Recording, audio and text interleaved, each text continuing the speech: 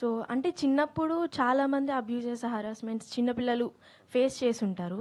So, ఇందాక మీరు మాట్లాడుతున్నప్పుడు నేను కూడా నా పర్సనల్ కొన్ని నేను ఇందులో ఇంప్లిమెంట్ చేశాను అన్నారు.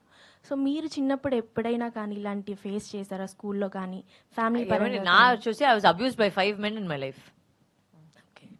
So it is all my personal thing. And ఆ టైంలో అయితే ఎవరు మనకు చెప్పలేము. అంటే ఇది గుడ్ టచ్, ఇది బ్యాడ్ టచ్ అని ఎవరు చెప్పలేరు నాకు. బికాజ్ అది దాని గురించి మాట్లాడడం తప్పు.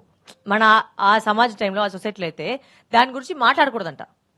సో మాట్లాడలేదంటే బిడ్డలకి ఎలా తెలుస్తుంది అది గుడ్ బ్యాడ్? అంటే నేను ఇప్పుడు నా మమ్మీ డాడీ ఒక వ్యక్తిని నమ్ముతారు, పిల్లలుగా నేను కూడా వాళ్ళని నమ్ముతాను. ఇప్పుడు వాళ్ళు తప్పు చేస్తే అది నాకెలా తెలిసి వాళ్ళు చేసి తప్ప రైట్ అని? So you have to teach your children good touch, bad touch. It's very very important.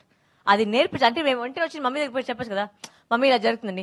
నేను వాళ్ళకి చెప్పింది నేను 18 years అయిన తర్వాత, ఎప్పుడు నాకు సెక్స్ ఎడ్యుకేషన్ చేసిన తర్వాత, ఓహో ఇది వాళ్ళు చేసి నాకు తప్పని అప్పుడు తెలిసింది నాకు. So the point is that I'm not train to, చాలా మంది దీని గురించి ఇప్పుడు చెప్పినట్టు నేను చాలా గురించి వాళ్ళ గురించి మాట్లాడమని చెప్పి మాట్లాడాలి.